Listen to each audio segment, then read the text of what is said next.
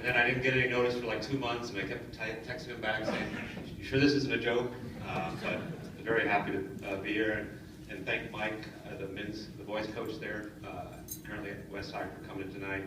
I want to congratulate all the student athletes here that are being inducted tonight and honored. For me, as a coach in high school and college and club, it's kind of what I deal with all the time with all these students, and it's a lifelong dream and love, and just very thankful. This honor is, for me, I just feel like I'm one of the people in our community. It's very fortunate to grow up in an area where soccer was just started, really, for Americans, and being part of a family that was completely involved in soccer. With my brother Joe, my brother Mike, my sister Tanya, my half sister Michelle. My mother played soccer in Germany, coached here in AYSO, and my father helped start AYSO in 1964. And I started playing before I was 5. I officially started AYSO in 1966, which is 50 years I've been involved in just playing a sport or being part of a sport, and somehow made a career out of it. And all I remember is how much fun it was playing in the backyard with my brothers and my sisters and my parents. And I still feel like today it's just something fun to do, to be involved with sport and to actually now have an influence on others. But it's really, the West High was growing up, and hopefully you young students, like when we grew up here in Torrance, Torrance was kind of young in a way. A lot of the houses were just being built and all that. And the whole pinnacle of your youth was getting to the high school and then playing for West Torrance High School. And having 2 brothers, Joe and Mike, who won the first CIF championship in 1973, and I remember being at the game, and I was just in awe. I thought, oh my God, what a great achievement in front of, it wasn't 42,000 people. Howard was 42,000. Hey. It sounded really good though. I was like, wow. I don't remember most of those. I must have put an extra 0 when I typed it in. And I remember being at that game and thinking, wow, I'll never get to that point. So when Howard and I and our teammates ended up winning that championship, it was almost like deja vu and a dream that you couldn't have dreamed about coming true. So it's quite an honor. Coming back and being a coach at West High, again, was one of the highlights of my career. Even being a professional coach now and working with all these clubs, I look back at most of the highlights of my whole career are based around this high school that you guys are attending now, and those of you who have been there before. And I don't know what it is, but it makes me proud to say that I'm a West High Warrior.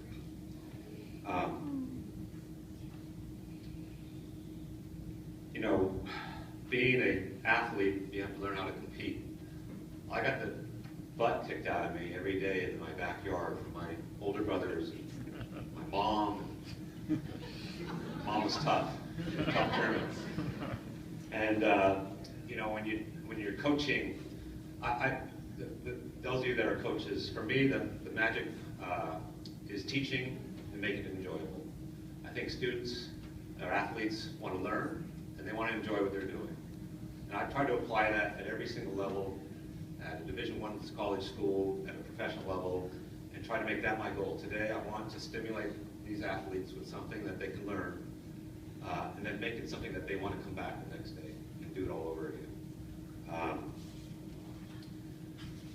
There was many people that made a big impact in most of my life. I wanted to share a couple of those with you. As Howard illustrated really well, we liked to enjoy ourselves back then. And when I was in middle school, I was probably hanging out with the wrong crowd. It wasn't a bad crowd, but it was soccer that saved me. As a 7th grader, we had one of the best 7th grade Jefferson schools of all, and we used to play other schools. And that's when I figured out, like, hey, I'm pretty good at this sport. And it kind of gave me an identity on campus. And it helped straighten my path out, my direction for the rest of my life. In high school, unfortunately, my best friend passed away, Brett Smizek. His sister has been inducted here, Jan. And when I lost Brett, or we lost Brett, it taught me that we're not here very long, and to do something that you love. And that's why I kept doing soccer, and that's what I'm doing today for Brett. In my wallet, I still have his memorial from 1976 that has inspired me to this day. And I contributed that to West High. Another peer, friend, longtime AYSO player, Ray Kano, couldn't make it because of traffic coming from Orange County tonight. He gave me one of the first opportunities, well, second opportunities at Loyola Marymount, and then at Cal State Dominguez Hills, and also as Olympic development coach.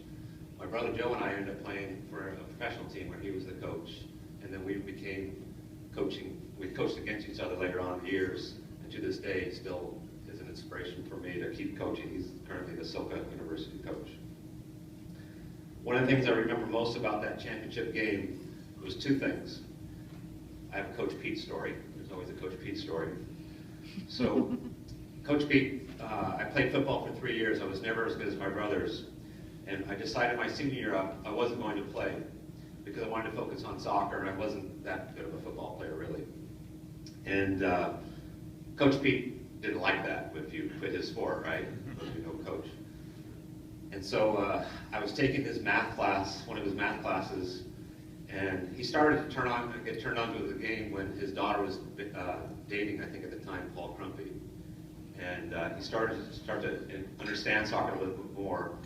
And when we were losing 1-0, and I was down at the corner about ready to take this corner kick, Coach Pete's down there, and he goes, "Andy, if you score a goal, you don't have to come take the test tomorrow."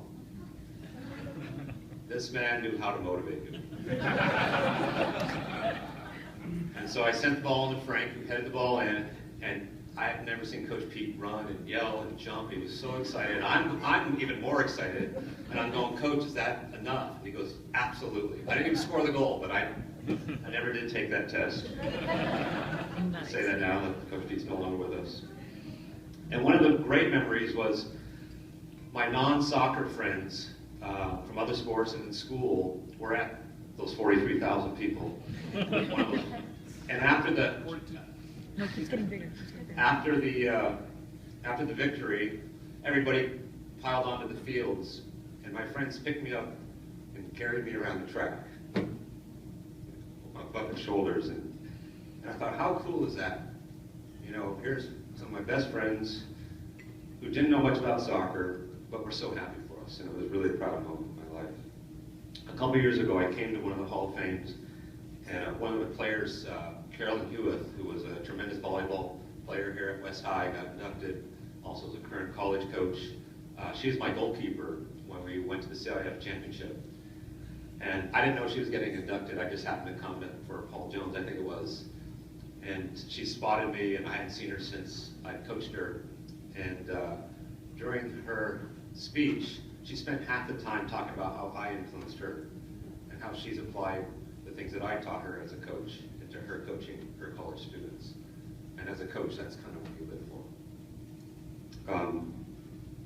The same gentleman, Ray Kano, when I was an ODP coach, we would take the teams down to Guadalajara, the men's boys teams, all the U14s and U18s, and then the girls, and we would train for a week down there.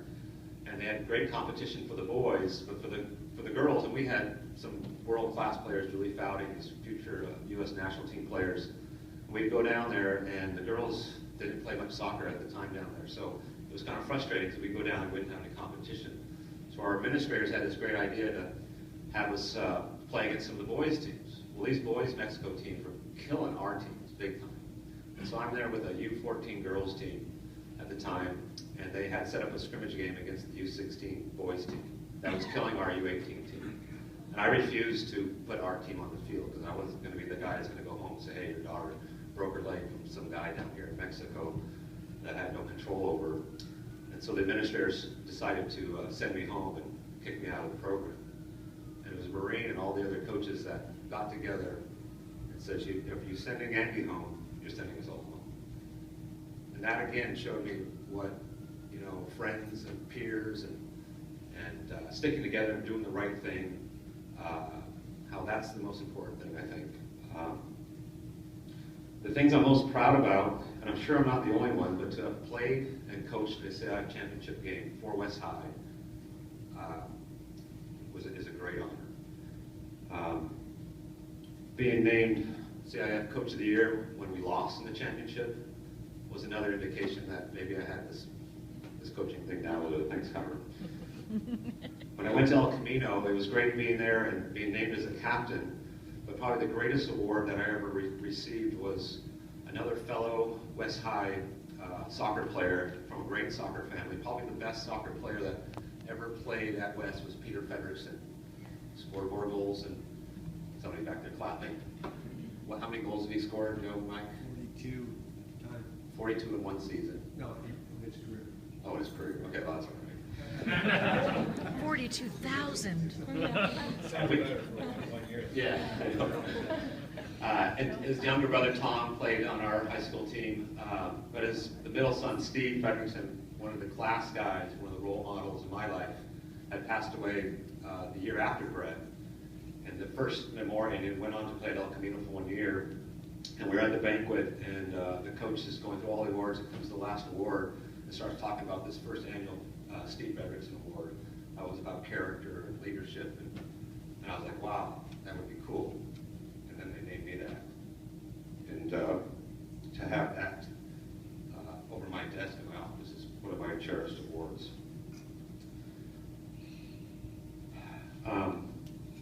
One of the great things is coming now this year, the year after my brother, and joining him in the Hall of Fame.